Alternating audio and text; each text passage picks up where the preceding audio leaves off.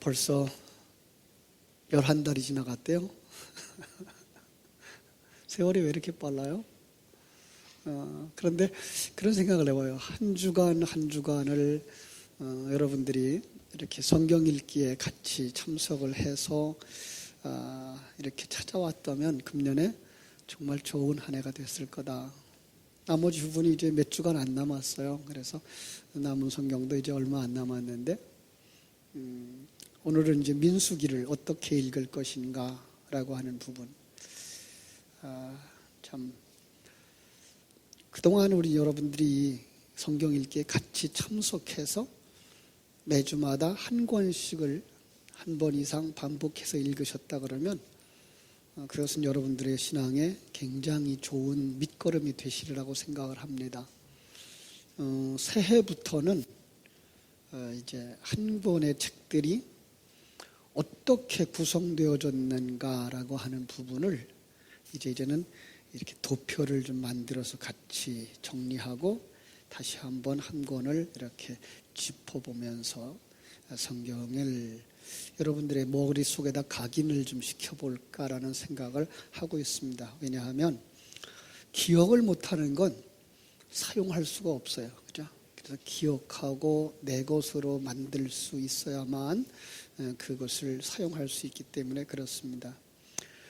오늘도 민수기인데요. 민수기도 아주 중요한 내용이죠. 주보에 이렇게 요약해서 실어드린 것처럼 기록 목적을 한번 볼까요? 이스라엘 백성들이 시내산에서 출발해서 광야 방랑 생활을 거쳐 약속의 땅 가나안에 가까이 가기까지의 여정을 보여주고 있다. 따라서 가나안을 향해 진군할 때에 이스라엘 백성들이 가져야 할 질서와 규율이 어떠했는지, 또한 가나안 정복과 정착을 위해 이스라엘 군대는 어떻게 준비해야 하는지 등의 주제를 다루고 있습니다. 특별히 여호와께서 이스라엘 백성들에게 가나안 땅을 허락해 주셨는데 아직 그 과업을 성취하지 못한 그들에게 어떤 것을 기대하셨는지, 아울러 백성들은 어떻게 반응하는지에 초점이 맞춰져 있습니다. 그러므로 민수기는 여호와의 기대와 이스라엘 백성들의 반응을 다루고 있는 책입니다. 이렇게 기록했어요. 그렇죠? 자, 그러니까 이 책을 보면서 이스라엘 백성들에게 하나님은 그런 기대를 가지고 그렇게 명령을 하셨구나 정도로만 보면 안 되고, 그걸 가지고 이 신앙생활의 과정에 있는 나에게 어떻게 기대하고 계시며 또 우리는 어떻게 반응해야 하는 것인가라는 책을 우리가 성경에서 읽어내야 되겠죠. 그렇죠? 그래서 하나님의 백성들에게 주어진 하나님의 계획을 볼 수 있어야 되겠고요. 그리고 하나님의 기대와 소망을 볼 수 있어야 되겠고, 그리고 거기에 반응하는 성도들의 모습을 보면서 바로 그 부분을 우리에게 가르쳐주고 있구나 살펴보면 됩니다. 창세기부터 창출, 래, 민, 신, 여기가 이제 모세오경이죠. 모세오경 중에 민수기는요 20세 이상 싸움에 나갈 만한 모든 자를 계수하는 걸로 시작되어져요. 창세기는 이제 역사의 시작에서부터 70명이 가나안 애굽 땅에 들어가는 것까지를 기록했다면, 출애굽기는 430년 동안 애굽에서 살던 그들, 애굽의 종노릇하던 그들을 애굽에서부터 출발시키고 홍해를 건너고 그리고 이제 그 시내산까지 가는 그 여정, 시내산에서 주신 그 교훈을 받아가려는 그 과정까지를 기록한 책이고요. 레위기는 바로 성막의 의미, 그래서 임마누엘의 의미를 깨닫도록 해주셨고요. 그걸 누리지 못할 때, 하나님의 생명이 없을 때 어떻게 해야 되는가라는 방법을 레위기 속에서 가르쳐줬다면, 그 다음으로 이제 민수기에서 이러한 영적 싸움에서 어떻게 우리가 싸워야 될 거냐라는 거예요. 한번 1장으로 가서 보겠습니다. 민수기를 오늘 한번 저 앞에서부터 뒤에까지 한번 살펴보려고 그러는데 1장 3절. 자, 자, 빨리 찾으신 분들 같이 읽어보겠습니다. 1장 3절 이스라엘 중 20세 이상으로 싸움에 나갈 만한 모든 자를 너와 아론은 그 진영에서 계수하되 이렇게 말이죠. 그죠? 싸움에 나갈 만한 자들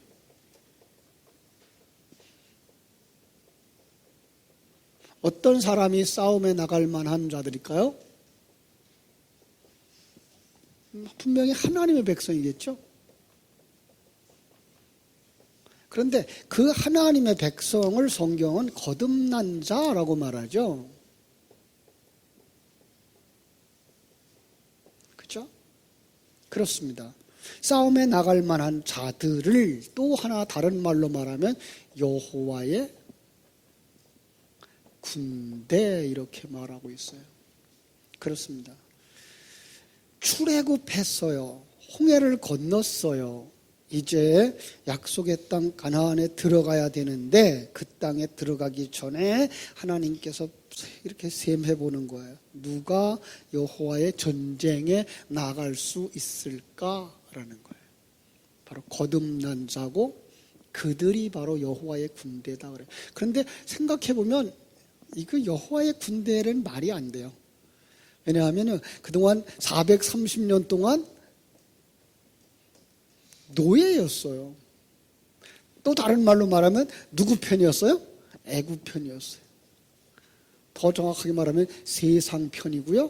사단에게 속한 자들이었어요. 그런데 그들이 확 바뀌어서 누구의 종? 여호와의 군대가 되려고 그러니까 이런 사상으로부터 습관으로부터 벗어난 자들 그걸 갖다 뭐라 그래요? 거듭난 자라고 말하고 있기 때문에 정말 그것은 쉽지를 않은 거예요. 그래서 그들 중에서 20세 이상 된 자 이렇게 정하고 있습니다마는 실상은 그들의 숫자가 그렇게 정확하진 않아요. 그렇죠? 그럼 여호와의 군대가 되기를 원하는 이유가 있어요. 왜 여호와의 군대가 필요하죠? 약속의 땅에 들어가기 위해서 뭐 해야 돼요? 영적 싸움이 있어야 돼요. 그렇죠? 영적 싸움. 그러니까 이 싸움은 세상 싸움만 이야기하고 있는 것이 아니라 바로 우리의 영적 싸움인 것을 알 수가 있습니다. 그래서 다시 한번 이렇게 점검해 보는 거예요. 민수기 시내사를 출발해서 요단 동편 모압까지 진행하는 광야 40년간의 역사를 기록하고 있는데 크게 두 부분으로 나눴어요. 학자마다 조금씩 달라요. 두 부분으로 나누기도 하고 세 부분으로 나누기도 하는데 저는 두 부분으로 나눠버렸어요. 왜? 너무 쉽게 보려고. 그 바울 서신 같은 것이 대부분 그렇게 두 부분으로 나누어졌죠. 왜죠? 앞에 부분은 하나님이 너희 생명에 관한 것, 너희가 받은 그 하나님의 생명, 너희가 그 생명을 가진 자의 삶을 살아야 되는 거야. 그 다음에 후반에는 그 생명을 가지고 이제 이렇게 살아야 되는 거야 라고 하는 후반부가 있기 때문에 그렇죠. 그래서 민수기 속에서도 그걸 읽었으면 좋겠다. 그래서 1장 1절부터 이제 20장 13절까지 해가지고 시내산에서 가데스바네아까지 이렇게 잡았어요. 그 속에는 뭐야? 첫 번째 인구조사 있고 그 다음에 바란 광야의 상황이 있고 그리고 가데스바네아에 도착했을 때의 일이 그러니까 저게 다 기록되어져 있는 거겠죠? 그 다음에 이제 가데스바네아에서 모압까지 그래서 모압 가는 길목에 나타나는 상황들 그죠? 거기 시험이 있죠. 그 다음 2차 구조, 2차 인구조사 그리고 마지막에 이제 총괄과 부록에 대해서 이렇게 기록했다라고 해서 20장부터 36장까지의 내용을 이렇게 2부로 삼아놨어요. 조금 다르게 한 사람들을 하나 적어드릴게요. 저는 1장부터 13장. 이건 더 다른 사람들인데요. 이 사람들은 시내산에서 출발해서 가데스바네아까지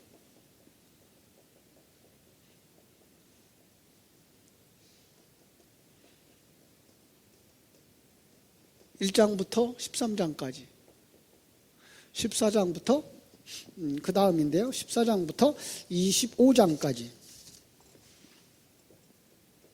다 또 하나의 이제 단락을 짚고 있죠. 여기 뭐가 나오겠어요? 그래서 불순종한 여호와의 군대 불순종이 나오세요. 불순종하면 뭐해요? 실패하죠. 그 과정을 여기에 기록하고 있고 26장에서부터 36장까지의 내용을 이제 2세대들 계수해서 가나안에 입성 준비하는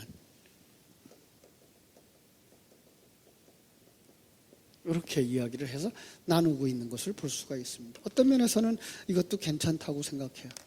민수기의 원 이름은 이 베미드바르라는 뜻인데요. 광야에서예요. 광야에서. 그죠? 그러니까 광야에서 민수기의 뜻이에요. 그런데 나중에 이름이 바뀌어서 사람 숫자를 세는 일들이 2번씩이나 기록되어 있다 그래가지고 사람 그 백성 민자 그 셀 숫자 그래서 민수기 이렇게 바뀌어진 거죠. 자, 이 시작부터 한번 보겠습니다. 1절부터 4절 볼게요. 제가 읽어드릴게요. 이스라엘 자손이 애굽 땅에서 나온 후 둘째 해 둘째 달 첫째 날에 여호와께서 시내산의 회막에서 모세에게 말씀하여 이르되 너희는 이스라엘 자손의 모든 회중 각 사람의 수를 그들의 종족과 조상의 가문을 따라 그 명수대로 계수할지니 이스라엘 중 20세 이상으로 싸움에 나갈 만한 모든 자를 너와 아론은 그 진영별로 계수하되 각 지파의 각 조상의 가문의 우두머리 한 사람씩을 너희와 함께 하게 하라 이렇게 말씀해요.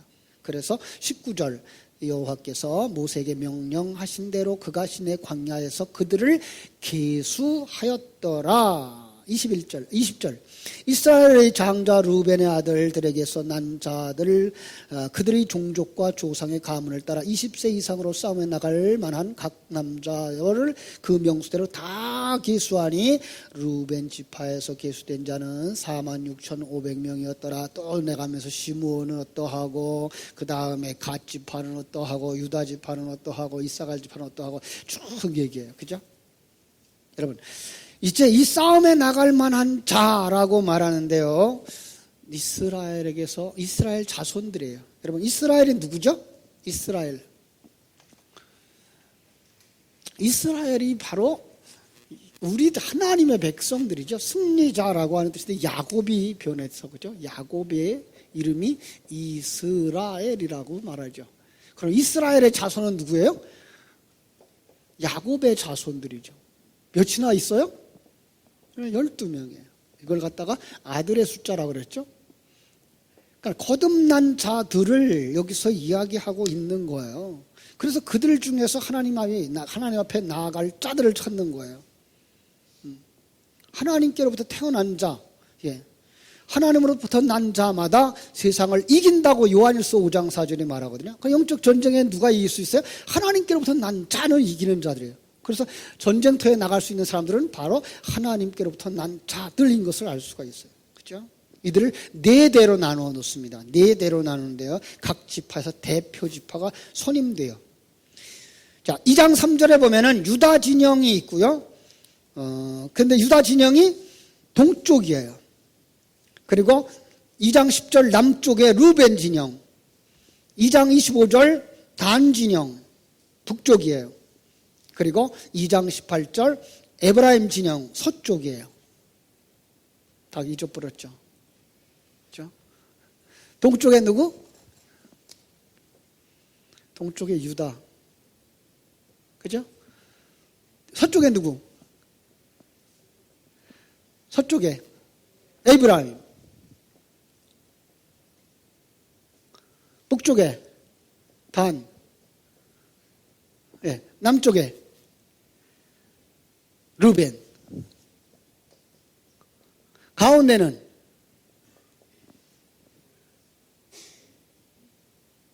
성막. 그래서 이쪽으로 세 지파, 이쪽으로 세 지파, 이쪽으로 세 지파, 이쪽으로 세 지파. 그래서 12지파가 성막을 중심으로 해서 진영을 잡고 있어요. 그런데 이 진영이 나가 싸울 때 누가 제일 먼저 나가 싸울까요? 유다라고 말하고 있어요. 왜 그랬을까요? 유다 지파는 왜 앞장서서 나갔을까요? 제일 많아서요?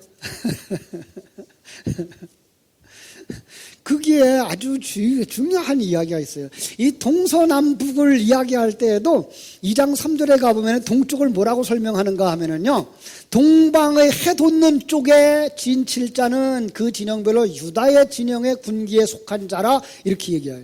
동쪽에 해 돋는 쪽, 동쪽이라고만 말하지 않고 동방 해 돋는 쪽, 이렇게 얘기를 해요. 해가 돋는데요. 무슨 의미가 있을까요?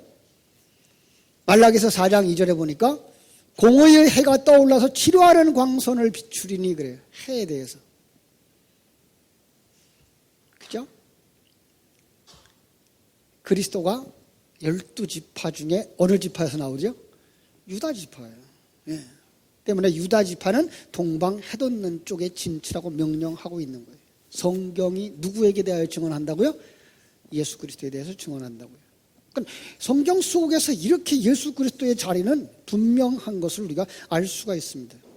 그래서 민수기는 그 레위기와 분위기가 전혀 다른데요. 레위기는 침체된 것 같아요. 그냥 머물러 있는 제사에, 절기에 이런 것들이 아주 바빠요. 그런데 민수기는 이제 깃발을 들고 앞으로 나아가는 거예요. 왜 그래요? 레위기를 통해서 그들이 뭐야? 내실을 기했으면, 생명을 가졌으면, 임마누엘 하였으면, 예수 생명을 가진 자가 되었으면 이제 뭐 해야 돼요? 앞으로 나아가야 되는 거죠.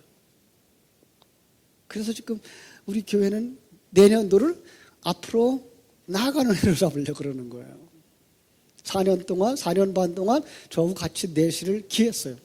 진리가 무엇인지, 복음이 무엇인지, 어떻게 성경을 해석해야 되는지, 인생을 어떻게 보아야 되는지를 배웠어요. 이제 뭐 해야 돼요?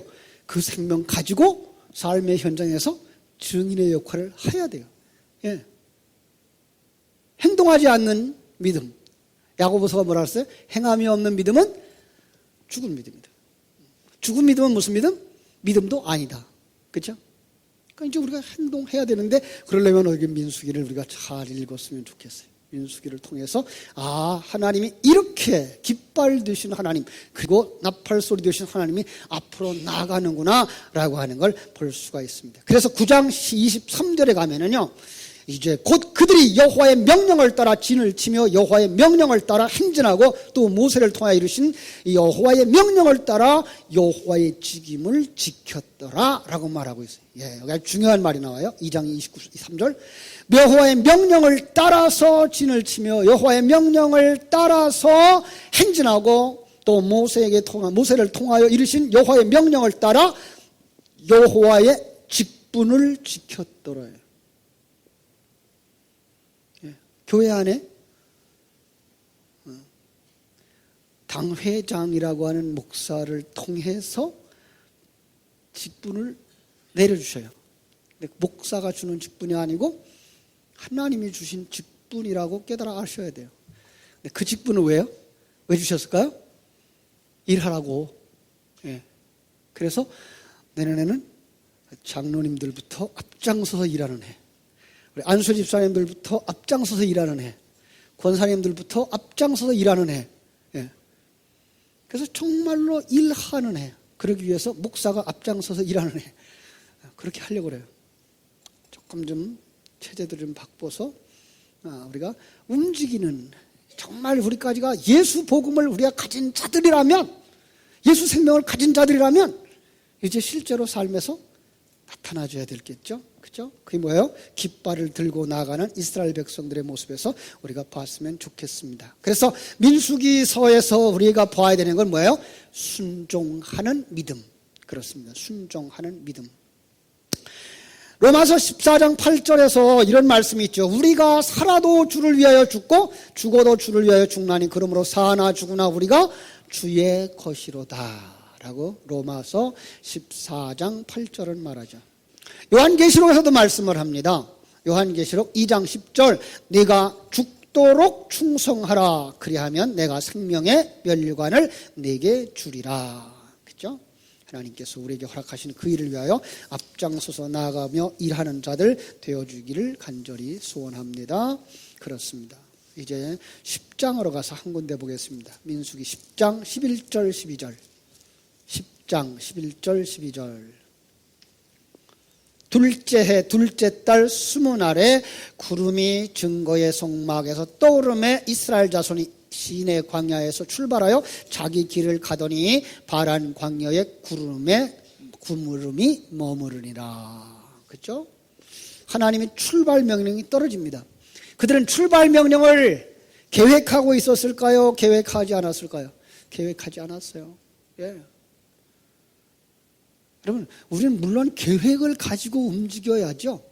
그러나 계획하지 아니할 때에 계획하지 아니한 일들을 할 수도 있어요. 이게 하나님의 사람들이고 성령의 역사와 성령의 인도함을 받는 사람들이에요. 자, 그런데 그들이 출발하기 전에 어떤 역사가 일어나는가 하면 9장 5절에서 출발하기 앞서 시내 광야에서 유월절을 지킵니다. 유월절. 유월절의 의미가 뭘까요? 출발, 그건 너희들이 한 게 아니고 누구의 은혜? 하나님의 은혜로 가는 거야. 여호수아 5장 10절에 가보면 출애굽하고 40년이 지난 후에 가나안에 입성해서도 우선적으로 유월절을 지킵니다. 뭘 기억하라고? 너희들이 여기까지 온 건 하나님의 은혜야 라고 가르쳐주는 거예요. 출애굽한 것도 은혜요, 광야길을 가는 것도 은혜요, 약속의 땅에 들어가는 것도 은혜예요. 예, 성도들의 삶, 은혜 아니면 아무것도 아니에요. 그죠? 그래서 유다 지파를 선두로 해서 앞장서 가다 그랬어요. 구속사의 맥락에서 보면 그리스도를 선두로 해서 나간다. 제가 시편 114편을 한번 인용을 했어요. 여기다 114편 1절로 4절. 이스라엘이 애굽에서 나오며 야곱의 집안이 언어가 다른 민족에서 나올 때에 유다는 여호와의 성소가 되고 이스라엘은 그의 영토가 되었도다. 바다가 보고 도망하며 요단이 물러갔으니 산들은 순양들 같이 뛰놀며 작은 산들은 어린 양들 같이 뛰었도다. 성경은 누가 쓴 거예요? 저자들이 썼어요. 그런데 하나님의 감동으로, 그죠? 그래서 그 성경이 하나님의 말씀이라고 하는 이야기는 바로 배후에서 그들에게 그 기색을 기록하면서 착오가 없도록 도우셨던 하나님의 역사였기 때문에 그런 거예요. 그래서 성경 속의 이야기는 모두가 다 이렇게 일맥상통하게 되어져 있어요. 유다는 여호와의 성소가 되었다. 하나님이 유다 지파 안에 계셨다 이 말이에요. 유다 지파, 우리는 그 속에 누가 있는 걸 볼 수 있어요? 예수가 있는 것을 볼 수가 있는 거죠. 그죠? 그래서 바다가 도망가 버려요. 여러분, 우리는 알죠. 어디를 얘기하고 있는 거예요, 지금? 홍해가 갈라진 거 얘기하고 있는 거죠. 근데 지금 우리는 또 알죠. 바다가 뭐예요? 아랫물. 예, 아랫물. 세상적인 사상과 세상적인 도덕, 윤리, 경쟁 체제. 그죠? 이게 뭐야? 주님 앞에서 물러가는 거예요. 주가 가진 그 진리에 의해서. 진리가 뭐예요? 하나님이 주신 거. 예. 하나님이 다스리는 거. 예. 하나님이 예쁘다 그러면 그것을 밉다고 말하는 사람은 다 잘못된 사람이에요. 그죠? 하나님이 이쁘다 그러면 다 이쁜 거예요. 그죠? 하나님이 좋다 그러면 그건 좋은 거예요. 왜? 그걸 창조하신 분이 바로 하나님이기 때문에 그래요. 그렇습니다. 그러니까 선두에 누가 와요? 선두에 예수 그리스도가 오니까 그 행차를 보고서 길을 열어주는 그런 모습인 거죠. 시편 68편 7절에도 그런 말씀이 있어요. 하나님이여 주의 백성 앞에서 앞서 나가서 광야에서 행진하셨을 때에, 그렇죠? 그러니까 주의 백성 앞에 나가서 광야에서 행진하셨어요. 누가? 예수 그리스도가. 참 놀라운 일들이 성경에 있어요. 참 그러면서 다음 이야기를 못 써요. 왜? 그 여호와가 앞장서서 나가오자 그 앞에 쫙 갈라지는 것들이 보여지자 더 이상 감격해서 글을 쓸 수가 없는 모습. 그래서 거기다 뭐라고 썼냐면 셀라라고 그냥 끝내요. 참 하나님이 성령의 감동으로 기록된 이 구약 속에, 성경 속에 진리들을 이렇게 담아서 보여주시는 것 우리가 볼 수가 있습니다. 자, 그래서 이스라엘 백성들은 이제 누구와 함께 가요? 하나님 예수와 함께 그 길을 갑니다. 나팔 소리 불고 깃발을 높이 들고 갑니다. 그런데 11장 4절 그들 중에 섞여 사는 다른 인종들이 탐욕을 품음에 이스라엘 자손도 다시 울며 이르되 누가 우리에게 고기를 주어 먹게 하랴 불평하기 시작합니다. 1절 여호와께서 들으시기에 백성이 악한 말로 원망하며 여호와께서 들으시고 진노하십니다. 그들이 출발하자마자 뭐 한다고요? 불평하는 거예요. 불평하는. 참 성경에 왜 그랬을까? 하나님이 이 백성들을 이끌고 나가는데 그들이 기쁨으로 나가지 못하고 불평해.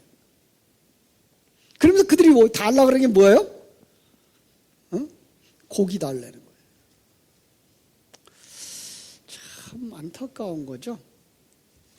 그러니까 그들이 그 출애굽의 은혜를 잃어버린 거예요. 6월절의 은혜를 잃어버린 거예요. 그런데 그 이유를 4절이 말하는 것처럼 그들 중에 섞여 사는 다른 민족, 다른 인종 때문이었다라고 말하는 거예요. 뭐예요? 까라지죠? 예. 하나님이 알곡을 심었는데 거기 뭣도 있어요? 가라지도 있어요. 그런데요, 가만히 살펴보세요. 농사하는 농부가 밭에다가 밭을 갈고 곡식을 뿌리면 알곡이 먼저 뿌려졌을까요? 가라지가 먼저 뿌려졌을까요? 그 땅에 이미 가라지 씨앗은 있었어요.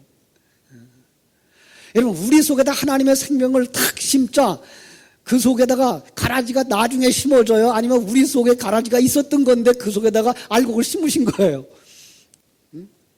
우리 속에 가라지가 있었어요. 가라지가 뭐예요? 사단의 속성, 세상적인 가치관, 경쟁 구조. 그러니까 우리가 생명을 붙잡고 이 생명과 함께 나가는 삶을 누리지 못하면 그냥 가라지한테 잡히는 거죠. 가라지한테 목해버려요.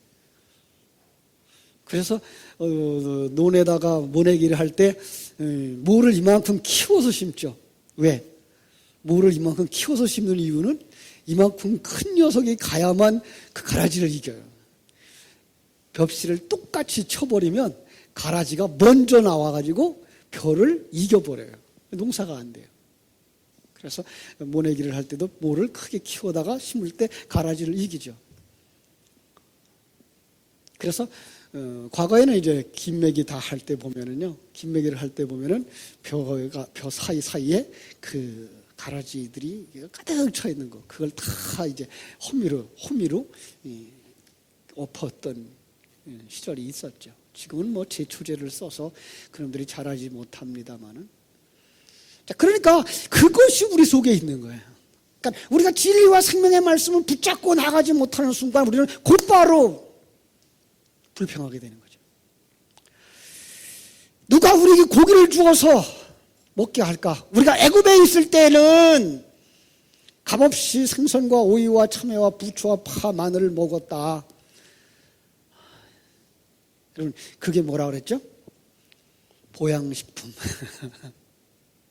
하나님은 만나를 줘요. 하나님은 만나를. 왜? 만나가 뭐예요? 만나.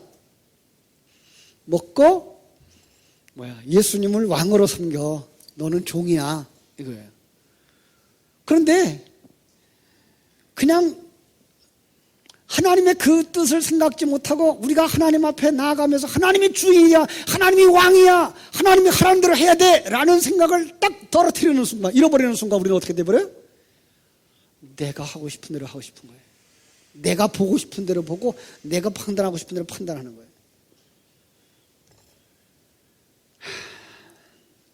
참 신약 성경에 와서도요 그런 얘기가 있어요. 신약 성경에 와서도 디모데후서 4장 3절 4절을 보면 때가 이르니 사람이 바른 교훈을 받지 아니하며 귀가 가려워서 자기의 사욕을 따르는 스승을 말이 두고 또 그 귀가 진리에서 돌이켜 허탄한 이야기를 따르니라. 진리 만나를 좋아하지 아니하고 뭘 좋아해요? 기호식품, 보양식품을 좋아한대요. 그 상황의 또 다른 그림이 14장에 나오는 거예요. 그게 뭐예요? 14장 12 정탐꾼이 가나안을 정탐하고 오는 거죠. 그죠? 여러분, 그리고 거기서 10명의 평가가 부정적으로 나오죠. 불신앙적인 평가. 여러분, 그 사람 잘못 보고 왔다 그랬어요? 아니요, 잘 보고 왔어요. 그런데 잘 보고 와서 그대로 보고하는 것이 중요한 게 아니고 믿음의 눈으로 보지 못한 게 문제인 거예요. 예. 아니, 그들이 지금까지 온 것도 하나님의 은혜로 왔고 하나님이 주신 길 따라서 왔기 때문에 거기까지 온 건데 그거 잊어버리고 우리 가서 보고 오니까 본 대로 생각하고 그들이 느낀 대로 생각하니까 우리는 절대로 가면 안 되는 거예요. 근데 그 말이 얼마나 중요하다고요? 그 말을 들은 60만 명이 다 거기에 미혹되는 거예요.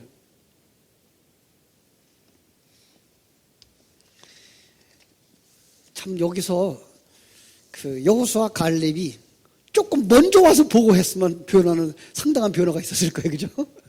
왜? 대부분의 사람들은 앞장서 있는 두 그룹의 의견을 따라요.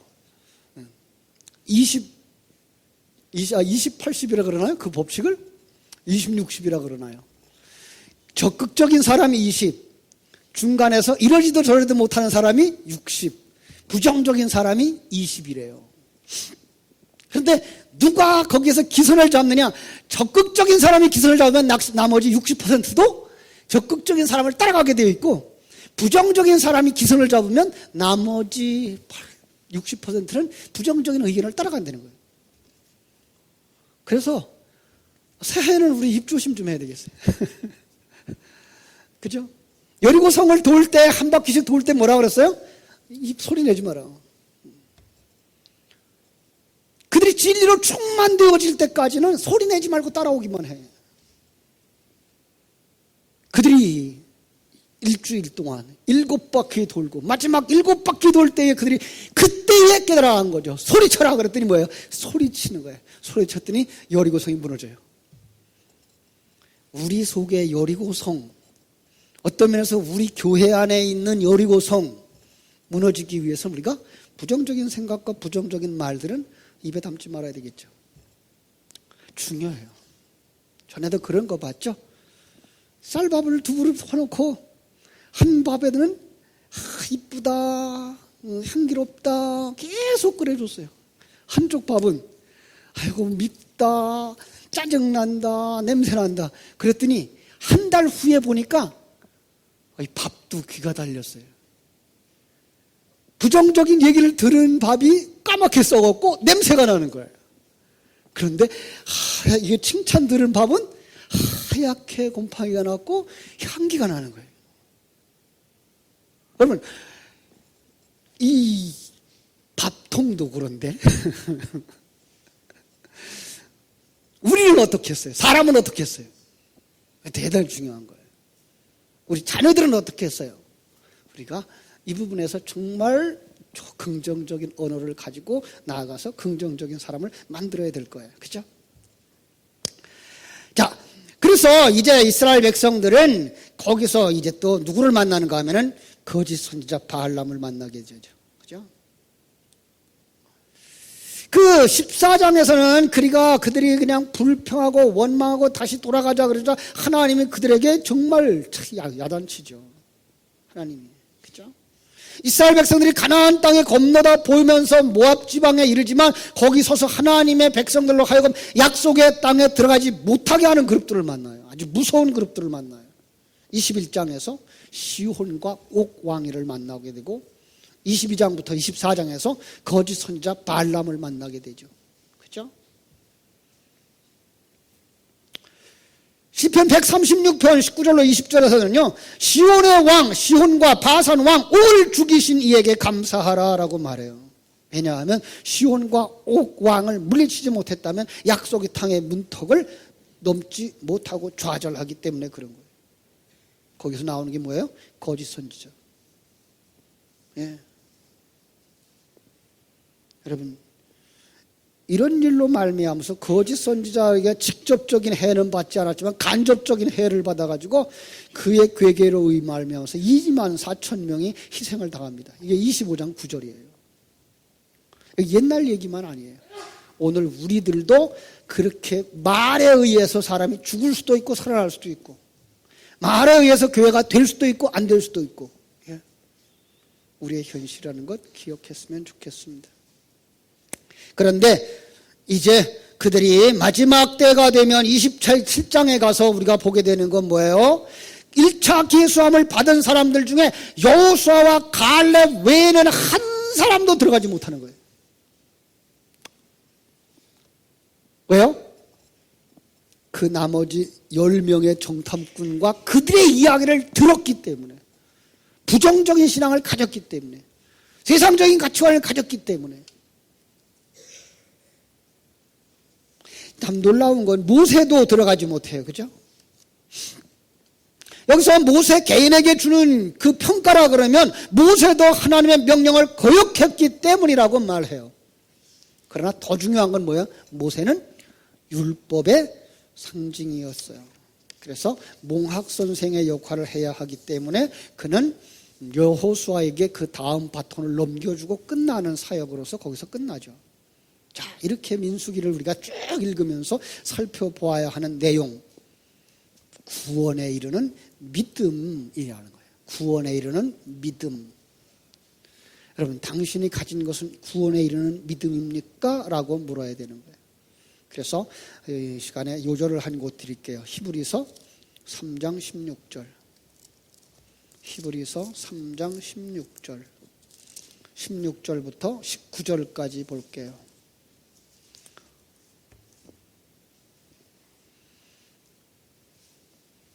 15절부터 같이 읽어요. 히브리서 3장 15절로 19절 시작. 성경에 일렀으되 오늘 너희가 그의 음성을 듣거든 경노하시게 하는 것 같이 너희 마음을 완고하게 하지 말라 하였으니 듣고 경노하시게 하던 자가 누구냐? 모세를 따라 애굽에서 나온 모든 사람이 아니냐? 또 하나님이 40년 동안 누구에게 노하셨느냐? 그들의 시체가 광야에 엎드러진 범죄한 자들에게가 아니냐? 또 하나님이 누구에게 맹세하사 그의 안식에 들어오지 못하리라 하셨느냐? 곧 순종하지 아니하던 자들에게가 아니냐? 이러보건대 그들이 믿지 아니함으로 능히 들어가지 못하였느니라. 예, 무섭습니다. 민수기를 읽으면서 이 부분을 마음에 새겼으면 좋겠어요. 듣고 경노하게 하시던 자가 누구냐? 모세를 따라 애굽에서 나온 모든 사람이 아니냐? 또 하나님이 40년 동안 누구에게 노하셨느냐? 그들의 시체가 광야에 엎드려졌잖아. 그 범죄한 자들 아니냐? 또 하나님이 누구에게 맹세하사 그의 안식에 들어오지 못하리라 하셨느냐? 곧 순종하지 아니한 자가 아니냐? 결론적으로 이러보건대 그들이 믿지 아니함으로 능히 들어가지 못한 것이라. 문제는 그들이 아니라 우리라는 사실이에요. 예. 우리 4장입니다. 그러므로 우리는 두려워할지니 그의 안식에 들어갈 약속이 남아있을지라도 너희 중에는 혹 이르지 못할 자가 있을까 함이라. 그들과 같이 우리도 복음 전함을 받은 자이나 들은 바 그 말씀을 그들에게 유익하지 못한 것은 듣는 자가 믿음과 결부시키지 아니함이라. 경고입니다. 이건 목사 앞에서가 아니고 하나님 앞에서입니다. 불순종, 그건 불신앙입니다. 민수기는 바로 이런 구원에 이르는 믿음을 계시해주고 있습니다. 유일한 소망이 있다면 요한복음 3장 14절 15절에서 말한 것처럼 모세가 광야에서 뱀을 든 것 같이 인자도 들려야 하리니 예수님을 왕으로 모시는, 그리고 여러분 그 앞에 무릎 꿇은 종으로 서서 하나님의 명령 앞에 순종함으로 믿음의 주요 온전케 하시는 이 예수 그리스도를 바라보고 나아갈 때 주께서 여러분을 만드시는 그 새 일을 행하실 줄로 믿습니다. 그래서 민수기를 이번에 잘 읽으시고 큰 은혜 받기를 주님의 이름으로 축복합니다. 기도하겠습니다.